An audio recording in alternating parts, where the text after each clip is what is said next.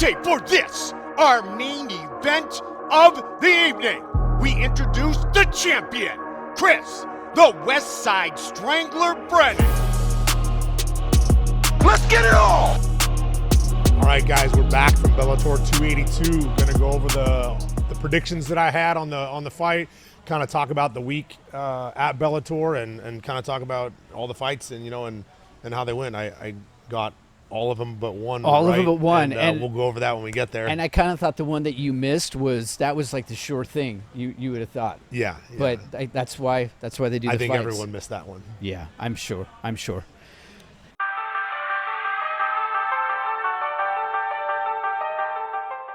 First fight to go over then, Kat Zingano, Pam Sorensen.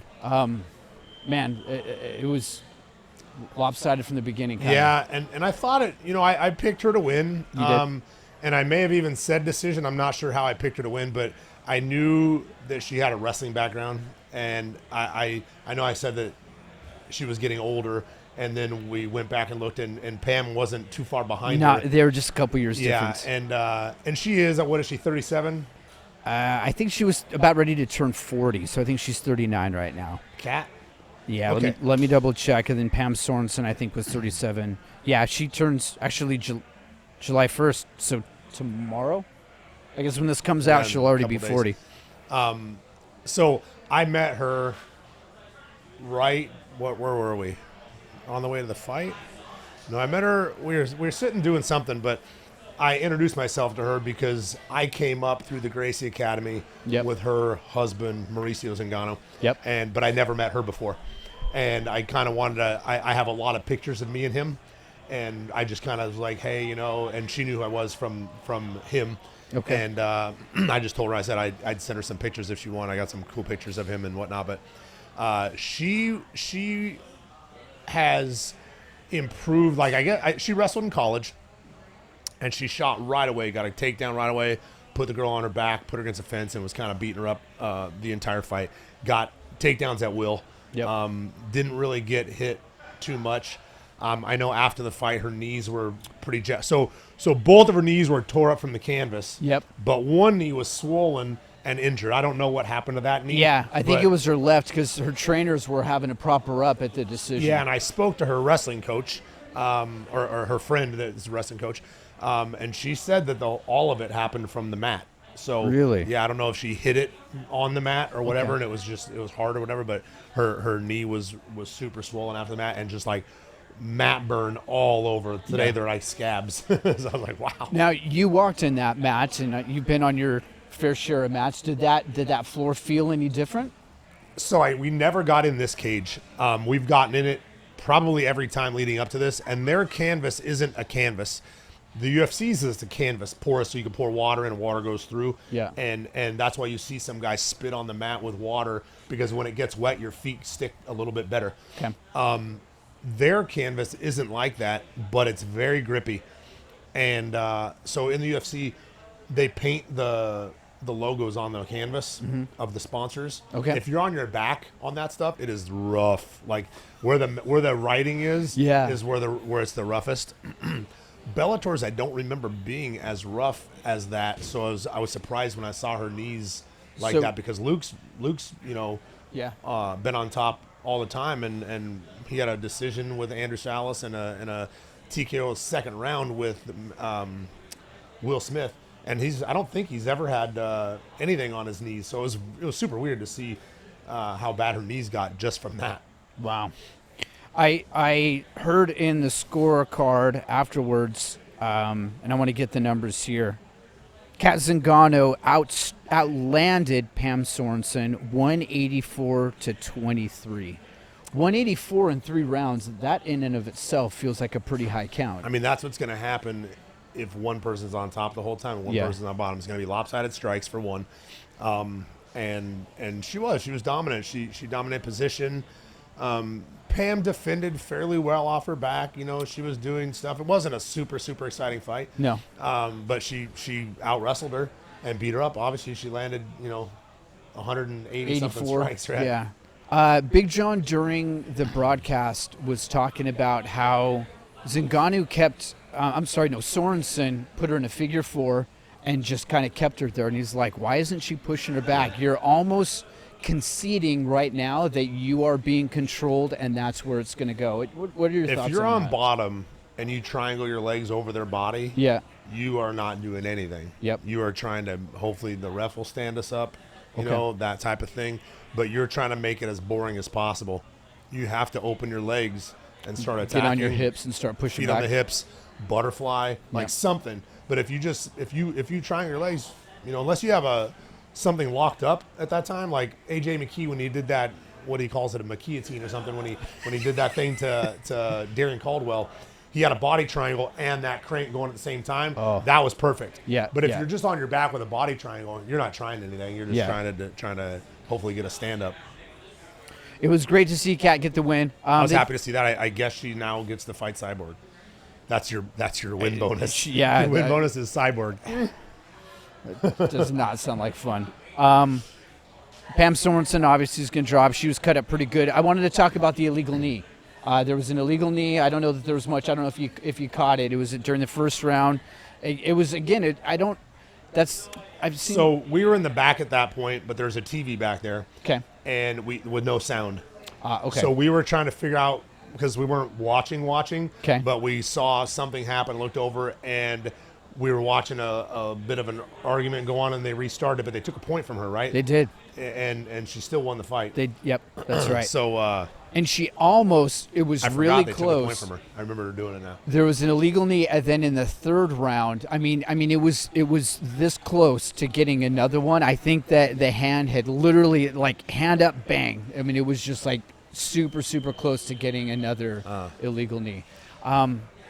Is it just that you're caught up in it and you're just not noticing what's happening? I think people try to time it, you know. So their rule there, so you guys can't see the ground, so I'll just use my arm as the ground. Their rule there is if their hand is down like this, that is not a downed opponent.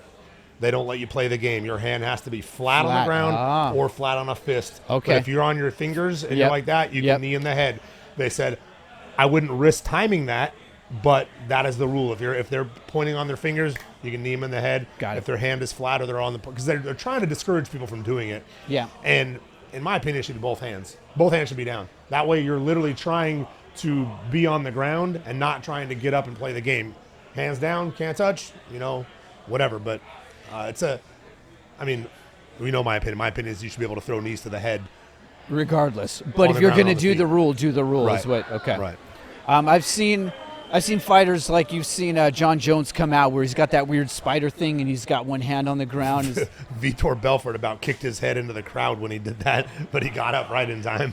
He walks out kind of like a panther or something. Yeah. Yeah. You don't want to stay there when you get close. Yeah, I suspect. Anything else on this one? No. It was, she beat her. She beat her up. It was just not super exciting. Not a super exciting fight. Yeah. Man, they I don't know if you've actually seen the replay, but one of them said it looked like an extra from I Know What You Did Last Summer. Oh. Because, I mean, she was just bleeding all down. And Pam Sorensen was just bleeding all over. So, yeah, she looked like an extra from a horror movie.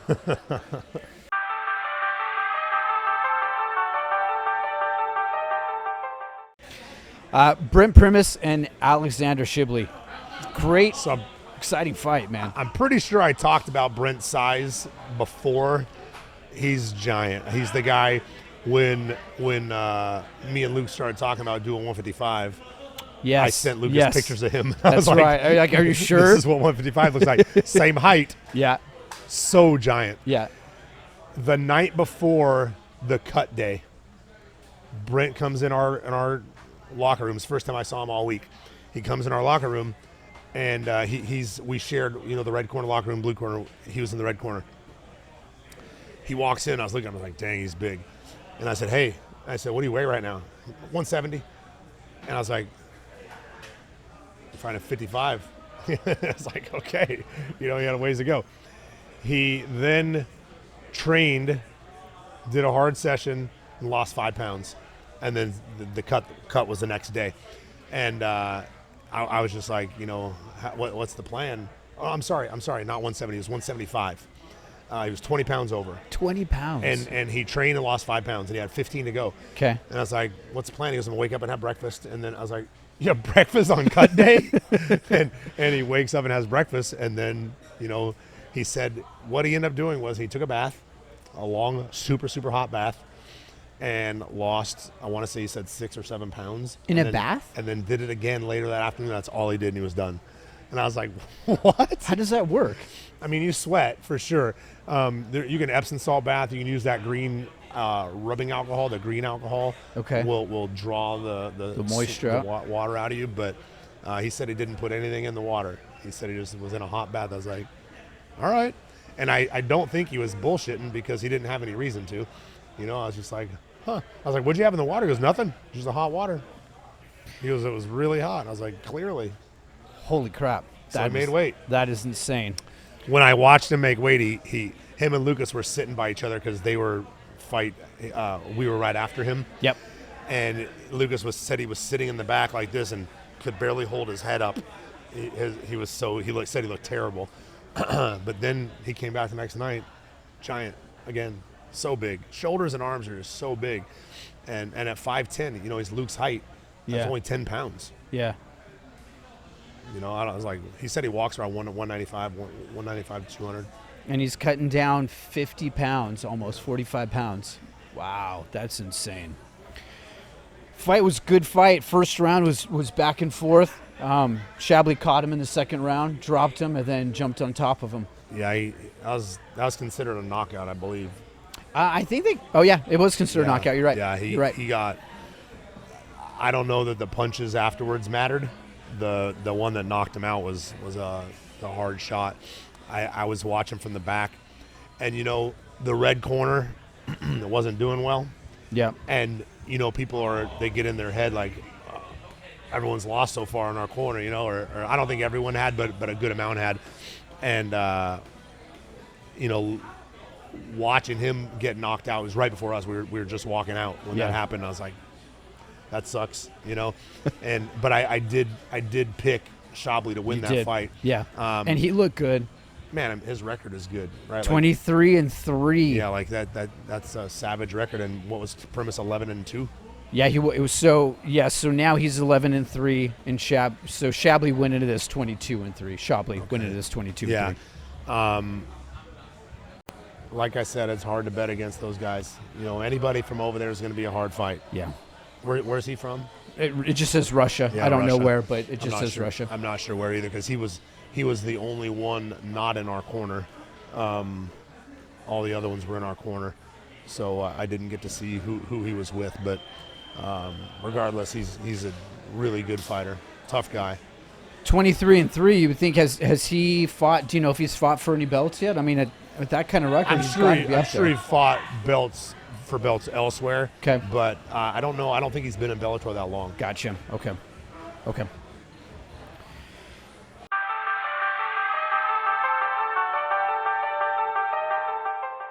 All right, next fight.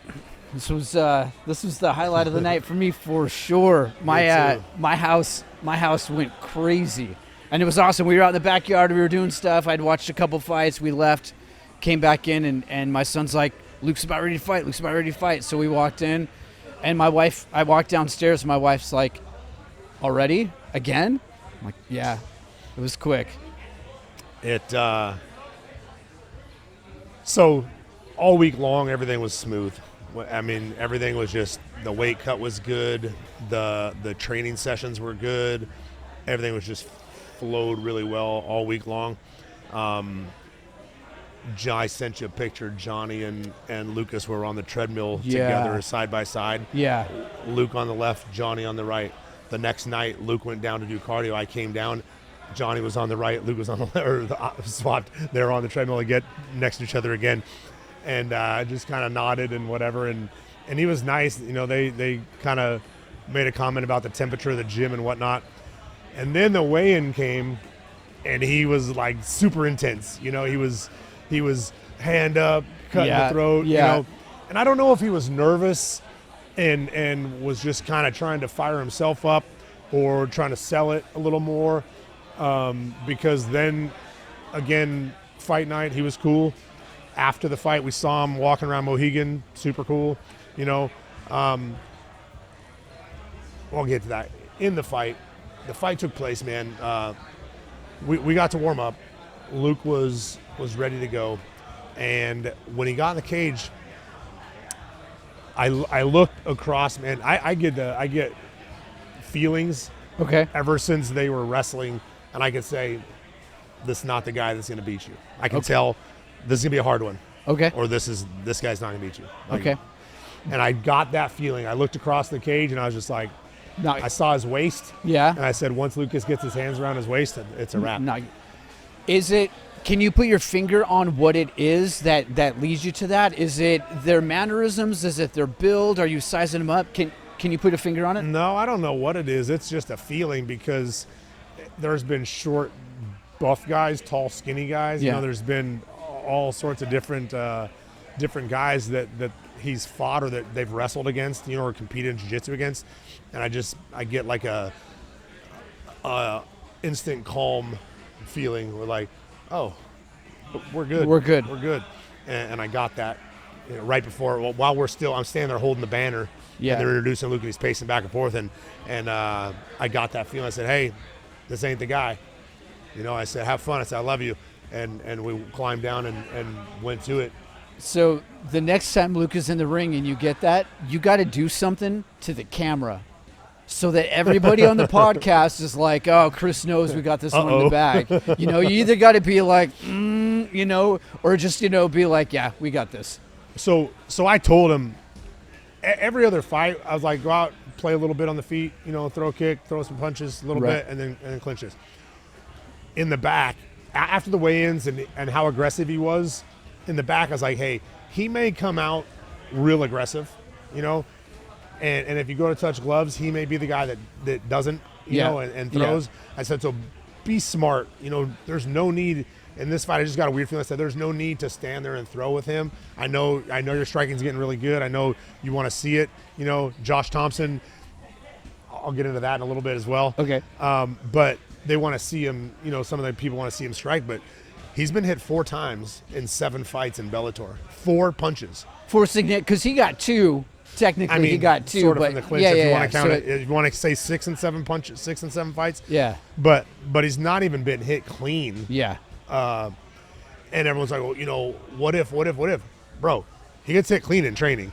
You know, he gets hit clean at Glory. He gets hit clean from Bryson TJ. Sure. You know, he's been hit plenty, but there's no need to get hit in your fight. Why risk it? Yeah. Right? Like, Lucas fights for a flat fee, but a lot of people fight for a win-loss bonus. Like, here's what you get to show. Okay. Here's what you get to win. Okay. You lose, you don't get half your purse. Yeah. You know what I mean? Yeah. And you go bump, and you get bumped down. You know? And so I was just talking to somebody downstairs. For example, in the UFC, I'll just use 3 numbers hypothetically. Let's say you fight for 10-10, 20-20, 30-30. That's your 3-fight contract. Okay. It's smaller than that. It's usually 10-10, 13-13. It goes up like that. Okay. But we'll do 10-20-30. If I fight for 10-10 and I win, I go to 20-20. If I fight 20-20 and I lose, my next fight is still at 20-20. Okay. I don't advance unless I win. Yep. Otherwise, I'm staying at 10-10, 10-10, 10-10. So the point of fighting is, number 1, to win, right? Your plan is to win. Yep. 2, take as little damage as possible. You know, give damage, whatever, but take as little damage as possible. So he's 7-0, been hit that many times. Well, I want to see this. Well, I'm sure you do.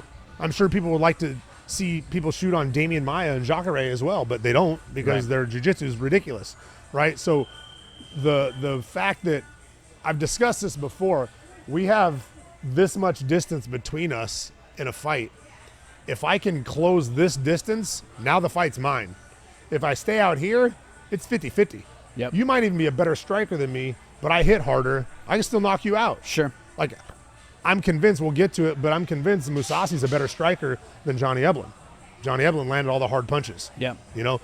So it's just, if there's no reason to risk it, then, I mean, a win is a win, and we're moving on, and we're moving on. Yep. And in between each fight, his striking is getting better and better and better. So when the time comes, when he has to strike or we decide to strike, it's going to be on the level. You know what I mean? Yeah. And he's been doing it so much, and it's very good now.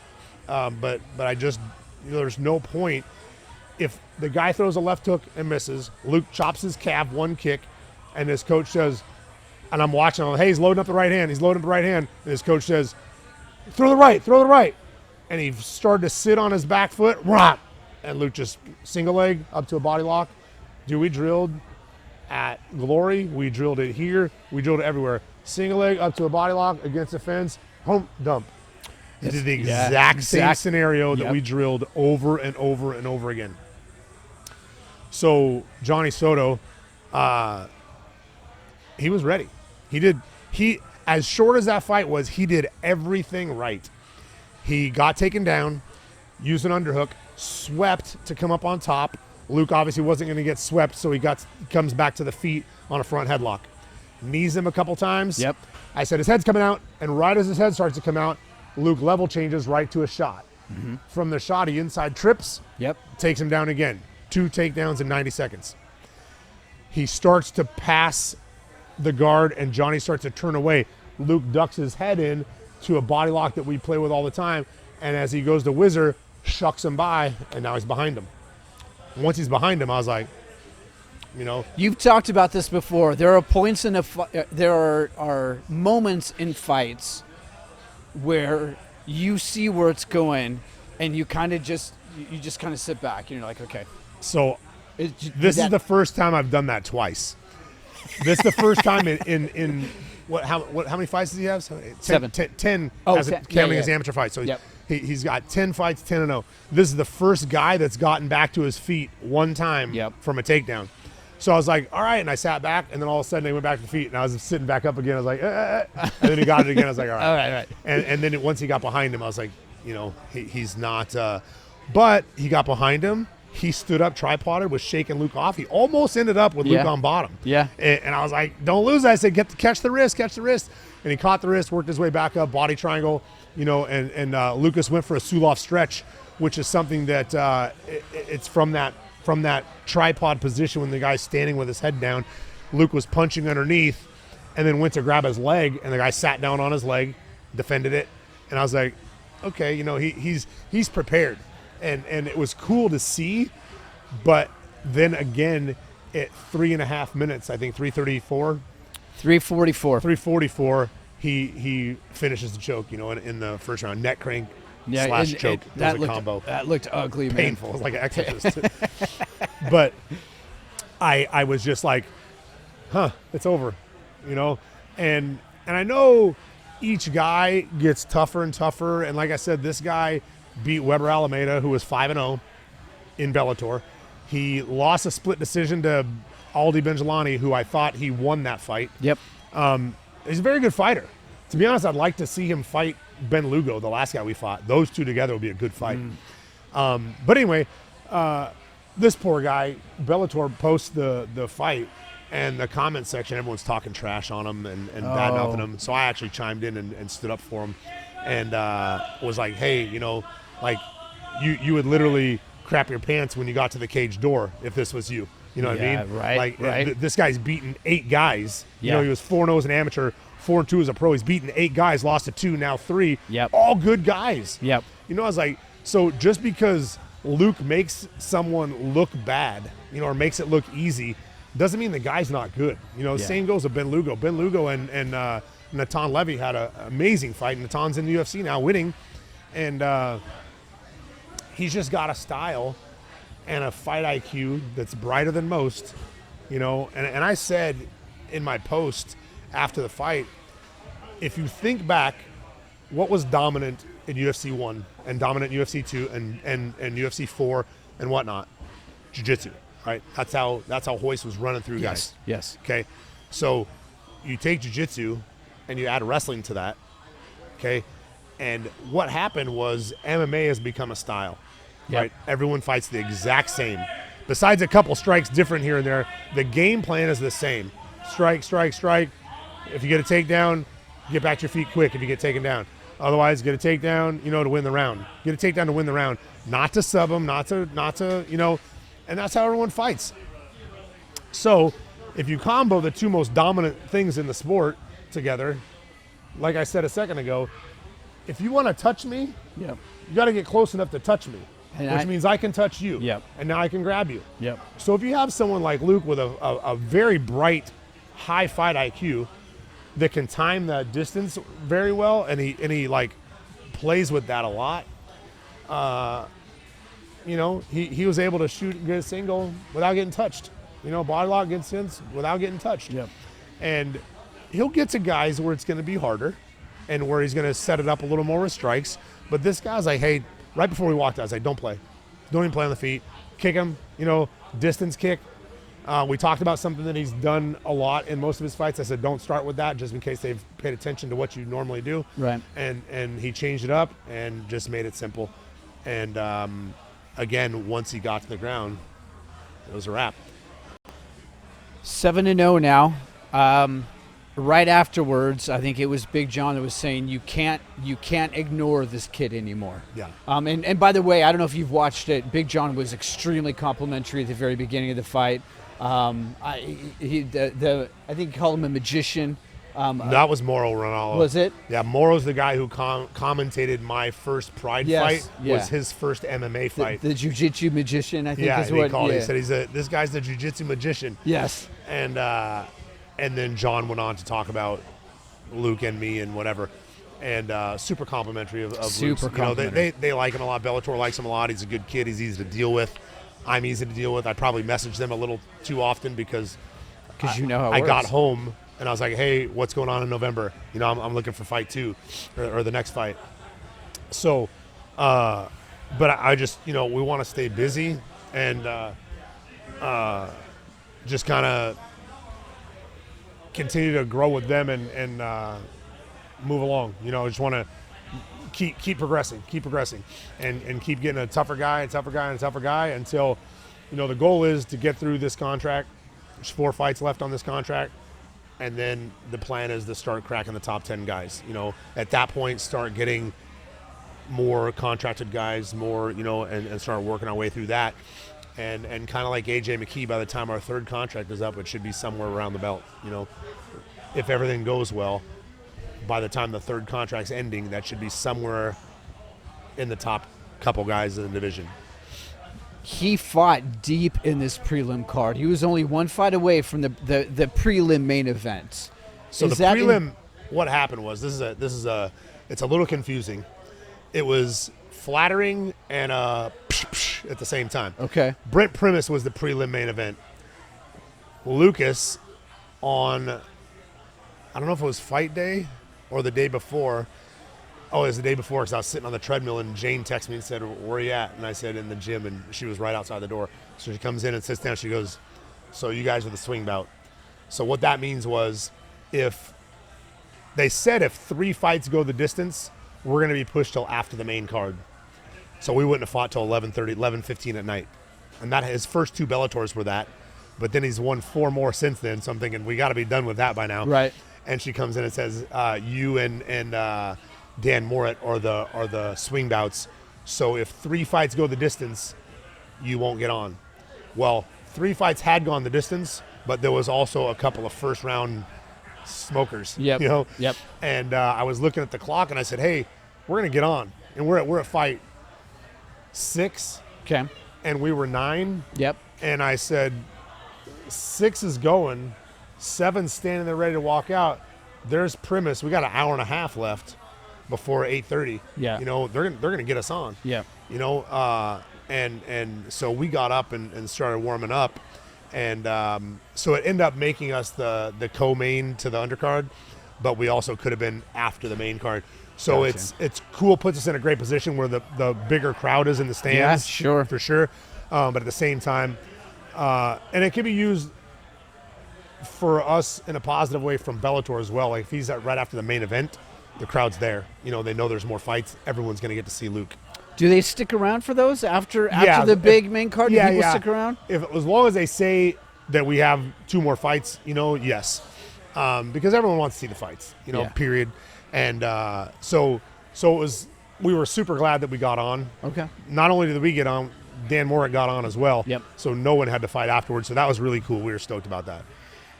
One of the things I was thinking about during this is, you've touched on it a little bit, but during the fight itself, so he was fight number 9, I think is what you said. Talk us through.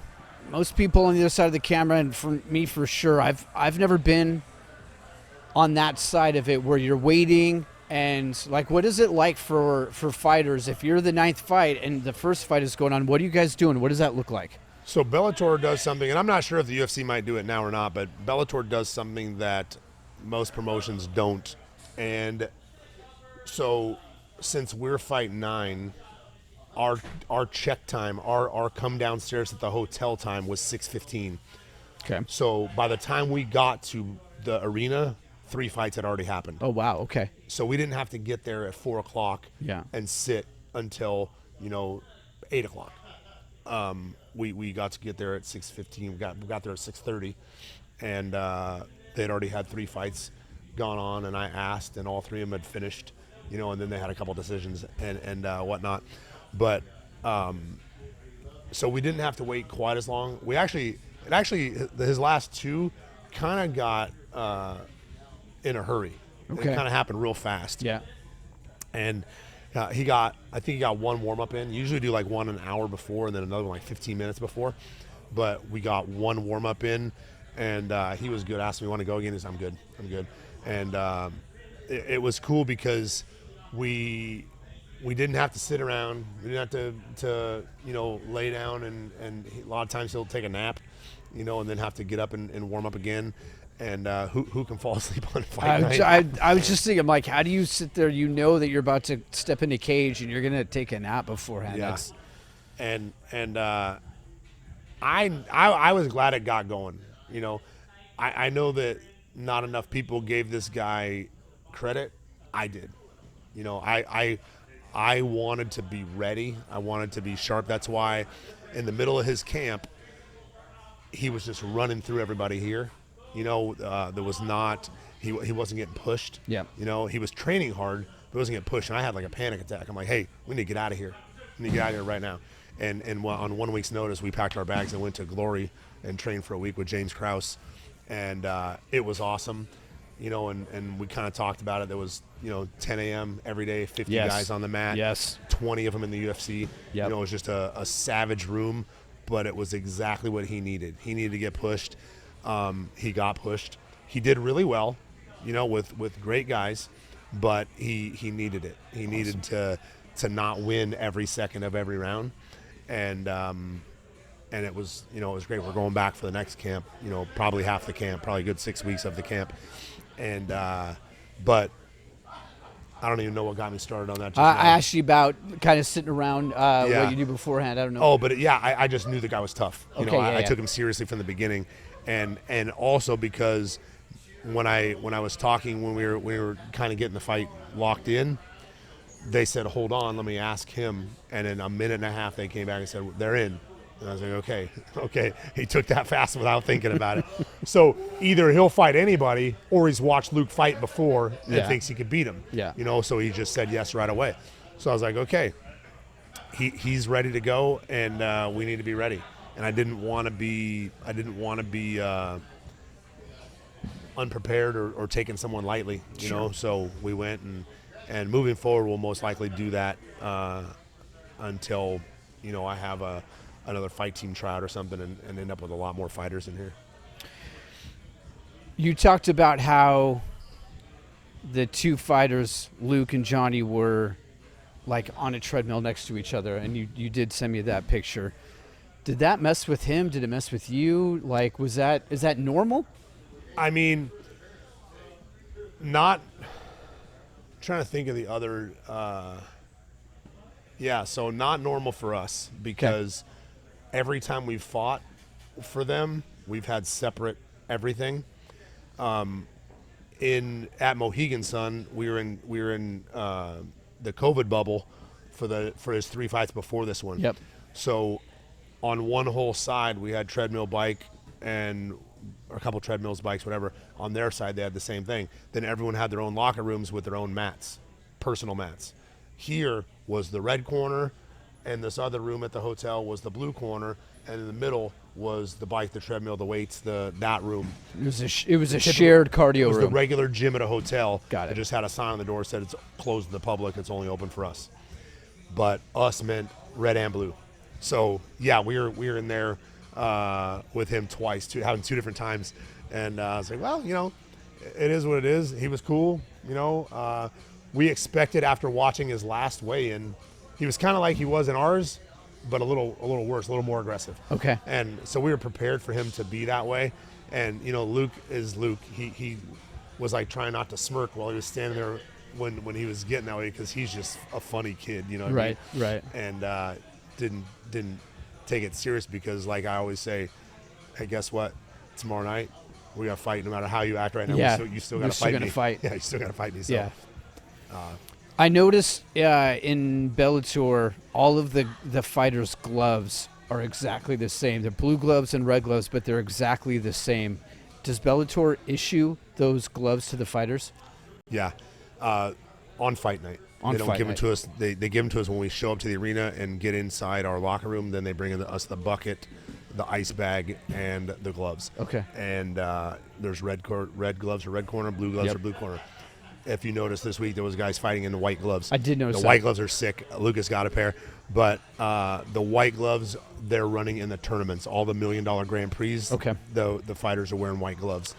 And they're pretty cool. So he gets to take those home, obviously. So do you guys do anything with them? Do you put his red gloves? Yeah. No, he has 7 pair of red gloves now. I think we've signed one for a sponsor and gave them to him. Cool. And other than that, they don't last long. Okay. In training, the Velcro comes apart after a while. But yeah, they're cool gloves. Back in the day, we used to get our gloves. I think we used to use our own gloves, but even like a King of the Cage that would give us our gloves the day before, I'd park my truck on them and just smash them down. We'd fold them, twist them, park my car on them, smash them down, and get them to where they're, because otherwise they're really tight when they're brand new. They're not worked in or anything. Yeah. And then you can feel it a little bit more, but now they're on top of that shit. Make it a little bit thinner so those knuckles are a little sharper. That's hilarious. That's awesome. Super excited for Luke. He's 7-0. You've already talked about maybe looking for something in November. I'm sure there's a lot to be discussed and a lot to figure out, but you're hoping to get one more fight in 22? Yeah, we'll get a fight either October, November. Okay. Maybe in Arizona again. Okay. Which would be cool. And back real quick to my Josh Thompson comment I said I'd get to. Yes. Before the fight, we ran into him at dinner, and we're going to see a little more striking out of you. And I'm like, I know you would like to see him strike some, and John McCarthy is there. Why? Why would, why? Right. He's so dominant here. Right. And then today I'm driving home. I drove back from Connecticut, and I drove 16 hours. First of all, the whole entire crew got on their flights and the fighters, and Luke's flight there was a big fiasco on fight night. So his fight got pushed to the following day. So he didn't get to fly out till Sunday morning. So I stayed with him, and we hung out and went to Mohegan and stuff, and hung out with some of my friends. Scott and Sean and them flew to Connecticut to watch his fight. So we all went out to lunch and stuff. And then I dropped him off at the airport on Sunday morning, and I drove 16 hours to Memphis, and then I drove 7 today, stopped in Little Rock and had breakfast with Tyler, and then made it home. But in the meantime, I'm listening to John and Josh's podcast, and they're talking about it. And first thing, Josh, like, I want to see more striking out of him, and John's like, no, why, why would you? And for sure, like, I know everyone would like to see it. Right? It's the more entertaining fight, especially from the layman's perspective. You want to see two people throw down. But guess what? Stop him from doing what he's doing, and he'll have to strike with you. And if you can't stop him, why is he going to strike with you? Why is he going to risk it, when he can – there's a 99% chance he's going to win right here. Yeah. So I appreciate – I know Josh likes him. I know Josh likes me. We're super cool. He just – as a fan of the sport and a commentator, he wants to be able to commentate the striking. Yeah. Right, but Cody Law was 6-0. Lucas was 6-0. They were both coming up, which at 12-0, 13-0 would have been a cool fight. Yeah. Or still could be, but they're both undefeated. Cody Law comes out, and this guy's a D2. I want to say he's a national champion. Super stud wrestler, comes out and strikes. He wants to dabble in the striking. He wants to play in the striking. Strikes. Doesn't wrestle till the third round. Tries to wrestle in the third round, gets sprawled on, gets beat up, and loses the fight. So the guy who decided to dabble in the striking is now 6-1, and the guy who didn't is now 7-0. Yep. I just it's fighting with a high IQ, fight IQ. You know, Josh is smart. He talks about people fighting with fight IQ. That's a fight IQ. That's Absolutely. a high fight IQ. Yeah. Not getting punched in the face, a fight IQ. Yeah. A high one. You know, so he doesn't. He's not a boring fighter. He's exciting on the ground. It's not like he's laying praying once he gets to the ground. He's exciting. So it just needs, you know, he needs to get excited about that because that's what he's good at. You mentioned in an earlier podcast that when you're standing up, anybody can land a lucky punch. 100%. But For sure. when you're on the ground, You don't get lucky. you don't get lucky submitting No, somebody. you That's don't. not. People would have liked to see Hoist strike more, but Yeah. instead he was a 3-time UFC champion. Right. People would like to see Matt Hughes strike more, but instead he's a 9-time UFC champion. People would like to see GSP strike more. GSP, hard jab, leg kick, wrestle. Yeah. And I don't know how many time champion he is, but it's a lot. It's more than Matt. Yep. So you know, Khabib, you'd like to see Khabib strike more, but why? Those are 29-0, guys, man. you know, Matt Hughes, and then a newer version of Matt Hughes, and then like Damian Maia. Damian Maia is destroying guys on the ground, fell in love with his striking because he hurt somebody, and then got knocked out a bunch of times. Then went back to jiu-jitsu. So fighting where you're smart or where you're best is smart. It's not a, you know, we don't. All right, let's go out and strike this round just to see what happens. You know, Right. you know, we know what'll happen. It'll be a good fight. You know, it'll be a competitive fight. It's The other guy would like to see him strike more because that's literally their only chance of beating him. so use a football analogy. When your team's in the Super Bowl, you want it to be a blowout. If your team's not in the Super Bowl, you want it to be a fun game. Right. And so I think about it like it's your team. You want it to be a blowout. You're going to win the best way you know how to win, and that's going to be Every fight's a Super Bowl. every fight's a Super Bowl. That's It right. is. It's every fight's you lose a football game, you got another one in a couple of days. Yeah. You know, or a week, whatever. I don't know how they do it, but a lot. Here, it's not for 4 months, and You got to get chew on that loss. yeah, the you whole get time. put back here and have Yep. to start over again. You don't just come back the next day and do it again. So yeah, it's we're trying to build something, Absolutely. and it's building. It's building.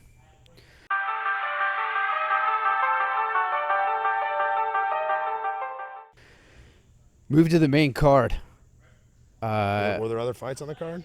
Yeah, right. Right. We still got 3 fights to talk about, man. Magomedov and Enrique Barzola. Man, you talked about the Russians, and Magomed just looked. He looked awesome.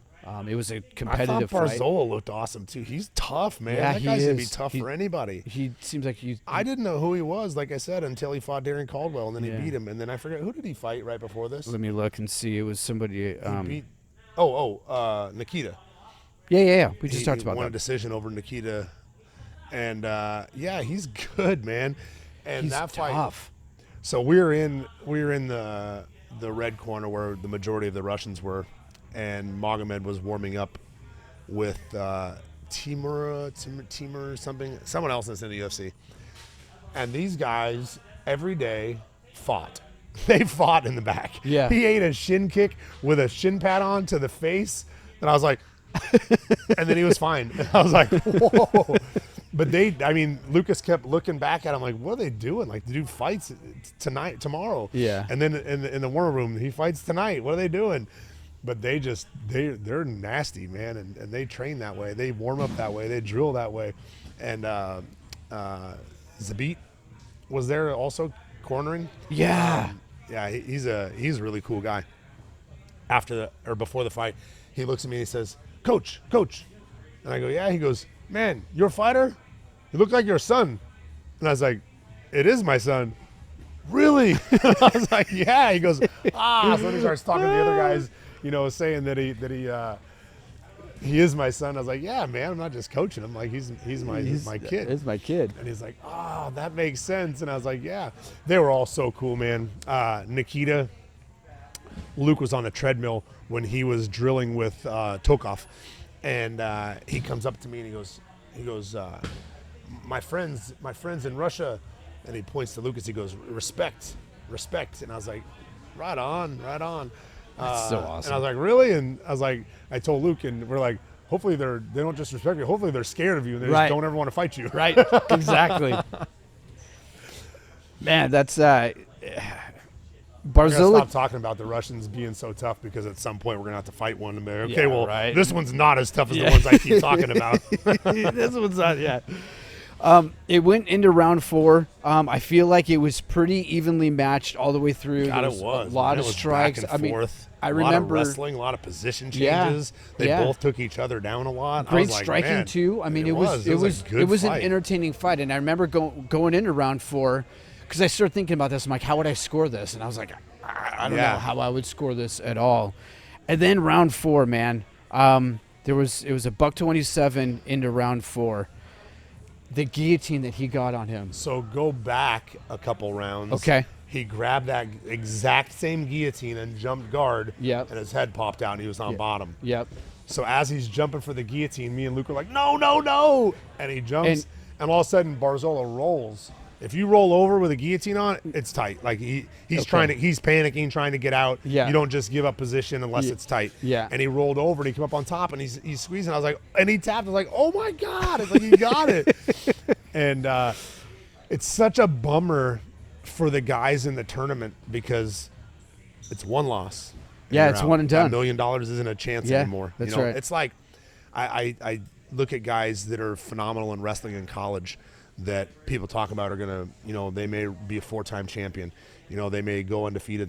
You lose one match, and you're not the guy who was undefeated through college. One match. Yeah. You know what I mean? Yeah. And you're not that guy anymore. Yeah. And it was as he turned over and sat up, I felt so bad for him. Like I wanted Magomed to win, but I felt so bad for him, because instantly that's all gone.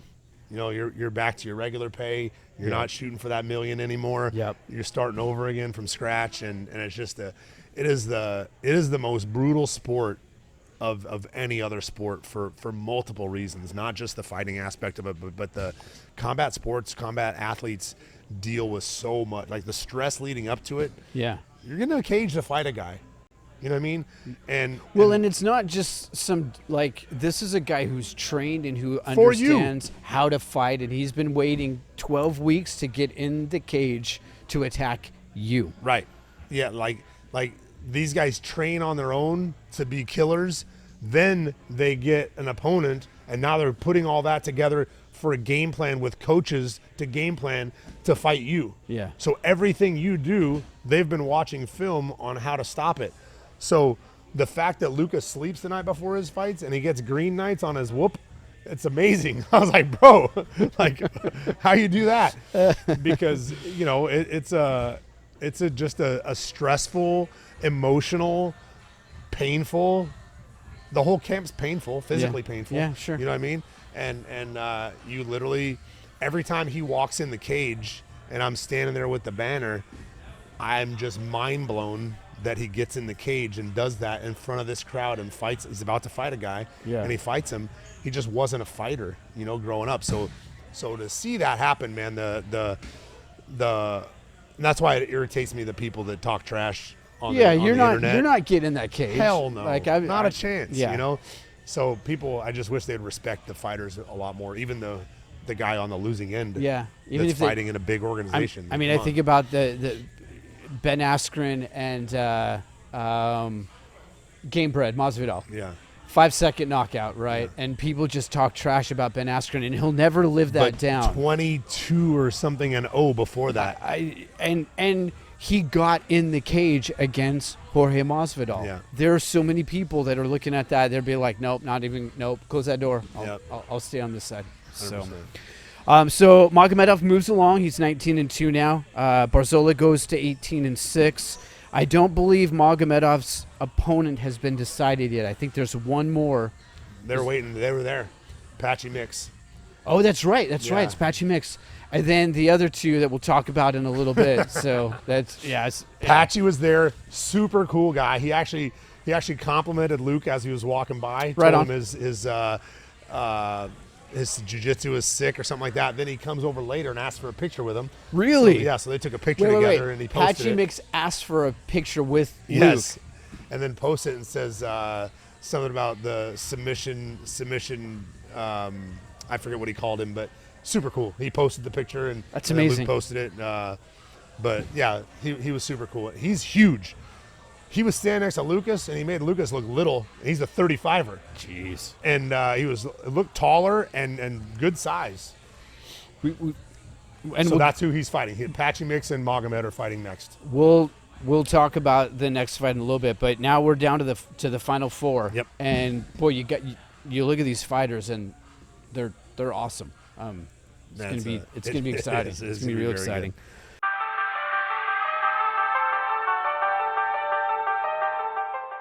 Let's move on to the next fight. Higo and Sabatello. You know, you talked about how much disdain you had for how Sabatello kind of works his craft. I was irritated because during the week, super cool to me and Luke. Really? Yeah. And I was like, I want to hate you, so don't be nice to me. But he was being nice. Yeah. And then we were standing outside an interview room while he was being interviewed. And was he wearing those stupid... And a bandana and a T-shirt that said "Higo sucks," and glasses that were like mirrored. Whatever. Yeah, one piece thing. And just going on and on, F-bomb, F-bomb, F-bomb, F-bomb, just trash talking Higo. And, it was I thought he'd win. I predicted him to win just the way he did. Actually, the way he did, decision. Yep. Super boring. The crowd booed so bad that he stands up and's flipping the crowd off. Yeah. And then he says, if you got something to say, you think you can do it better, get in here right now. And the crowd erupted. I mean, it was crazy. The crowd was going wild. And then Ruffian Stotts gets in the cage, and he looks like this. He's like, I'm going to play off of this. Then he goes, something, you suck. You're whatever he said. Yeah. That fight sucked. That fight sucked. And Sabatello comes over, flipping him off, and gets in his face. Puts his fist like up against his nose when he's flipping him off. And then he shoves him. That's a fight I don't see Sabatello winning. Stotts is also a very high wrestler. Yeah. He's also a national champion, and he can strike. And he's more dynamic. What Sabatello can do that most people can't do is he can shoot from far away. I was telling Luke that before. I feel like Sabatello can shoot from 8 feet. Yeah, he can shoot from far away and get there. And he's fast. But I don't think he has the game at all that Stotts has. So I'm interested in seeing that fight. This went all 5 rounds. It was a unanimous decision, 49-46. I think they gave the second. Yeah, they gave the second round to Higo. He was on his back the whole time. And I was optimistic after round 2. I'm like, oh, Higo might be able to do this. I even texted you. I'm like, I hope you're wrong. I really wanted Higo to win. I hoped I was wrong too. But yeah, it was great. So that final 4 is going to be good. Stotts and Sabatello is going to be great. And then you said it was Patchy Mix and Magomedov. Man, I can't. I hope they'll do those on the same night, right? That'll happen in the same fight card. I hope so. They should. And that's going to be 12 weeks from now. I mean, they got to keep grinding, right? It'd be great if it was on our card whenever we come back. That'd be great. That would be amazing. Anything else on Sabatello and Higo? Nah.